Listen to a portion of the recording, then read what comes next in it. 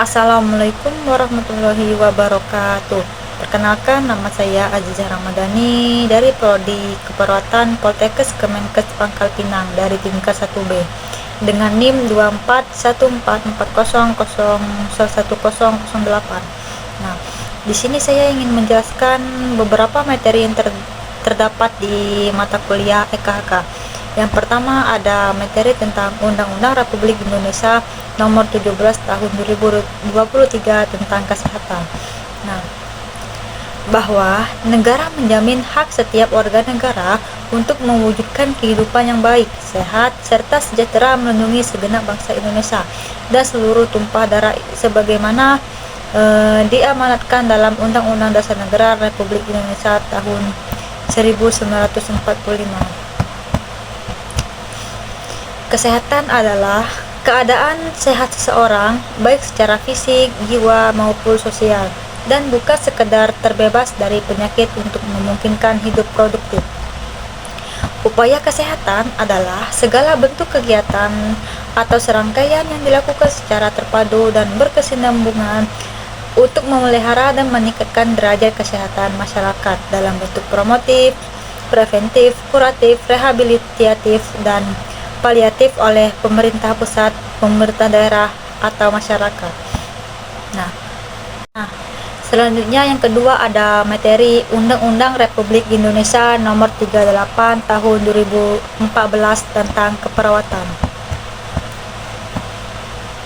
Pasal 1, dalam undang-undang ini yang dimaksud dengan keperawatan adalah kegiatan pemberian asuhan kepada individu, keluarga, kelompok, atau masyarakat, baik dalam keadaan sakit maupun sehat. Nah, pasal 3 itu pengaturan keperawatan yang bertujuan untuk meningkatkan mutu perawat, meningkatkan mutu pelayanan kesehatan atau keperawatan, memberikan perlindungan dan kepastian hukum kepada perawat atau klien, dan meningkatkan derajat kesehatan masyarakat.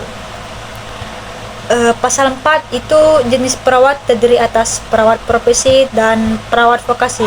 Perawat profesi sebagaimana yang dimaksud pada ayat 1 huruf A terdiri atas nurse dan nurse spesialis.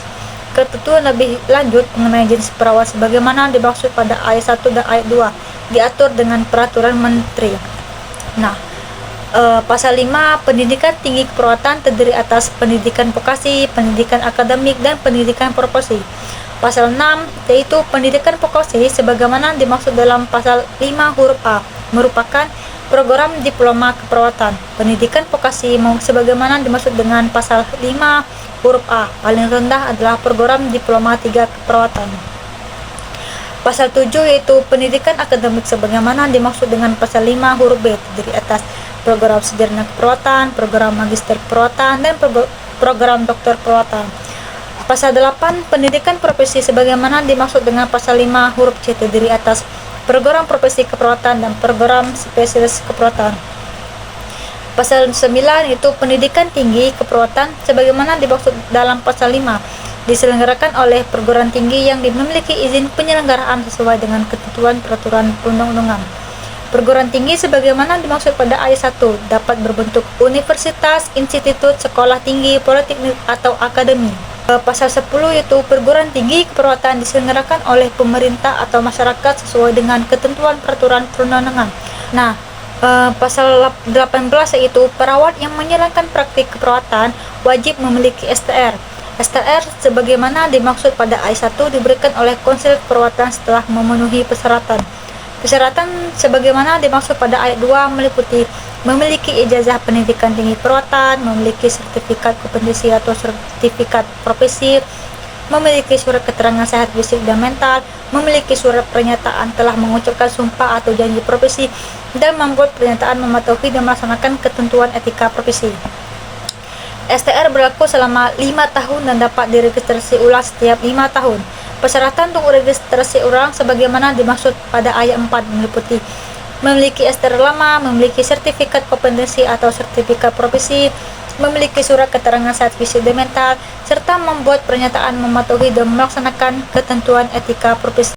Materi selanjutnya adalah hak, kewajiban, dan tanggung jawab perawat menurut undang-undang.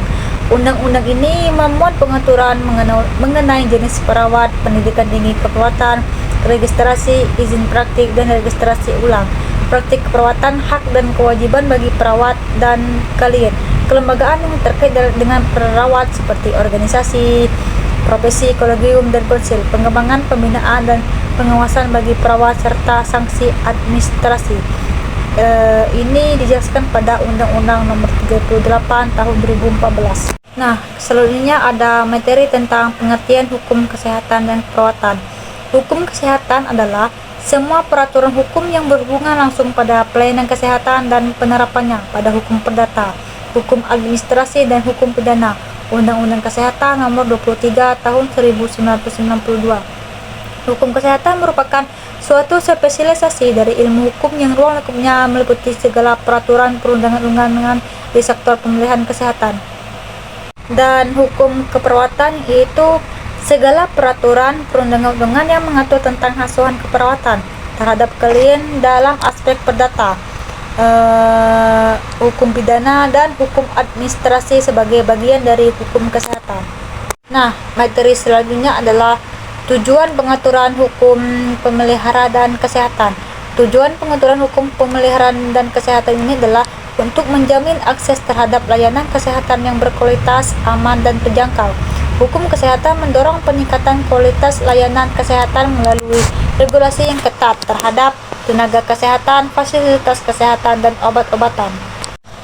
Selanjutnya ada materi tentang malpraktik dan kelalaian dalam praktik penguatan, merujuk pada tindakan atau kelalaian yang dilakukan oleh seseorang profesional penguatan, misalnya ahli penguatan mayat, teknisi penguatan makanan, dan lain-lain, yang menyimpang dari standar praktik yang diterima dan menyebabkan kerugian atau kerusakan pada klien atau produk yang dia tangani.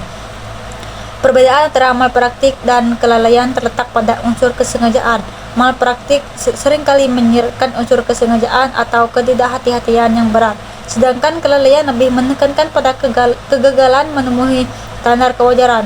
Namun dalam praktiknya, kedua istilah ini seringkali digunakan secara bergantian, khususnya dalam konteks tuntunan hukum.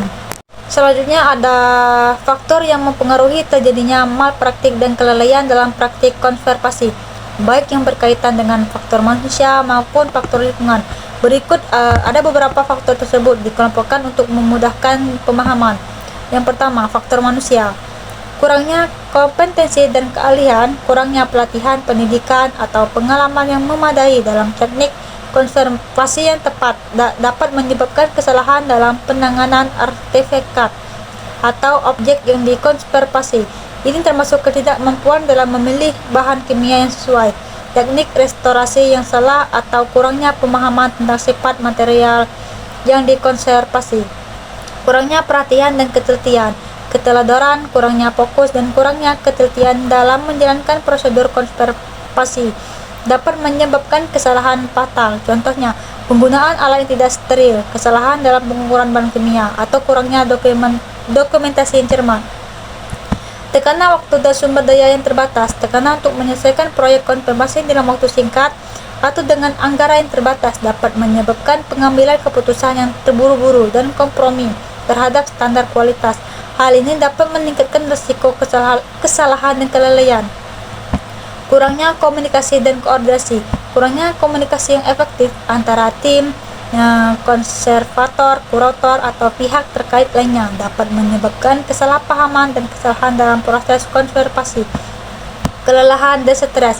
Pekerjaan konservasi yang menuntut dan melelahkan dapat meningkatkan risiko kesalahan karena kelelahan fisik dan mental.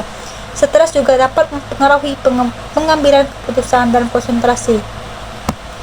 Kurangnya etika profesional, ketidakjujuran, ketidakpatuhan terhadap kode etik profesi, atau kurangnya tanggung jawab profesional dapat menyebabkan tindakan yang merugikan objek dikonfirmasi atau klien.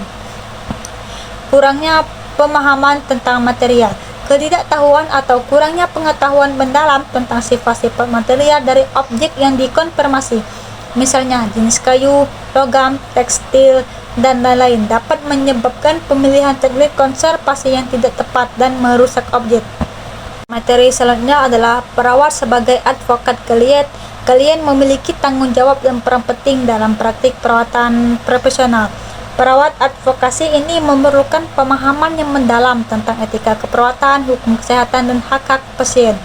Nah, Salah satunya yaitu yang pertama ada tanggung jawab untuk perawat sebagai advokat kalian, membela hak kalian. Perawat bertanggung jawab untuk melindungi dan membela hak-hak kalian, termasuk hak atas informasi, privasi, keamanan, dan pengambilan keputusan otonom.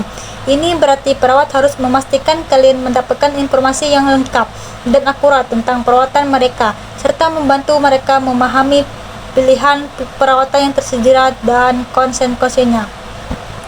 Menjadi juru bicara kalian. Perawat bertindak sebagai juru bicara bagi kalian yang mungkin kesulitan untuk mengungkapkan kebutuhan atau keinginan mereka sendiri, terutama jika mereka rentan, sakit parah, atau mengalami hambatan komunikasi. Perawat harus menyampaikan suara kalian kepada tim perawatan kesehatan lainnya, keluarga, dan pihak berwenang terkait. Memastikan akses terhadap perawatan. Perawat memastikan kalian mendapat akses yang adil dan setara terhadap perawatan kesehatan yang berkualitas, terlepas dari latar belakang sosial, ekonomi, atau budaya mereka. Ini termasuk membantu kalian dalam navigasi sistem perawatan kesehatan yang kompleks dan mengadvokasi mereka untuk mendapatkan sumber daya yang dibutuhkan. Mempromosikan otonomi kalian. Perawat menghormati otonomi kalian dalam pengambilan keputusan tentang perawatan mereka. Mereka harus memastikan kalian diberi kesempatan untuk berpartisipasi aktif dalam perencanaan dan pengambilan keputusan terkait perawatan mereka, dan mendukung keputusan kalian meskipun berbeda dengan pendapat perawat sendiri. Melaporkan pelanggaran etika dan hukum. Perawat memiliki kewajiban untuk melaporkan setiap pelanggaran etika atau hukum yang terjadi dalam praktik perawatan kesehatan, termasuk tindakan malpraktik, kelalaian, atau pelanggaran hak-hak pasien. Ini merupakan bagian penting dari peran advokasi untuk melindungi keselamatan dan kesejahteraan kalian. Tanggung jawab dalam praktik perawatan profesional, yaitu menjaga kerahasiaan informasi kalian. Perawat wajib menjaga kerahasiaan informasi kalian dan hanya mengungkapkan informasi tersebut kepada pihak yang berwenang dan perlu mengetahuinya. Mematuhi standar praktik keperawatan. Perawat harus mematuhi standar praktik perawatan yang ditetapkan oleh organisasi profesi dan badan regulasi yang relevan. Ini memastikan kualitas yang diberikan. Menjaga kompetisi profesional. Perawat harus terus meningkatkan pengetahuan dan keterampilan mereka melalui pendidikan berkelanjutan dan pelatihan untuk memastikan mereka mampu memberikan yang berkualitas. Tantangan dalam peran advokat. Yang pertama ada konflik kepentingan. Perawat memiliki menghadapi konflik kepentingan antara tanggung jawab mereka sebagai advokat klien dan tanggung jawab mereka terhadap institusi tempat mereka bekerja. Kekurangan sumber daya. Perawat mungkin kekurangan sumber daya yang dibutuhkan secara fisik mereka, seperti waktu, pelatihan, atau dukungan dari manajemen. Tekanan dari pihak lain. Perawat mungkin mengalami tekanan dari dokter, keluarga klien, atau pihak lain mengabaikan hak-hak klien. Kesimpulannya adalah peran perawat sebagai advokat klien merupakan aspek penting dari praktik perawatan profesional. Dengan memahami dan menjelaskan tanggung jawab mereka sebagai advokat, perawat berkontribusi pada peningkatan kualitas perawat kesehatan dan perlindungan hak pasien. Itu saja yang dapat saya jelaskan terkait beberapa materi etika keperawatan ini. Saya akhiri. Wassalamualaikum warahmatullahi wabarakatuh.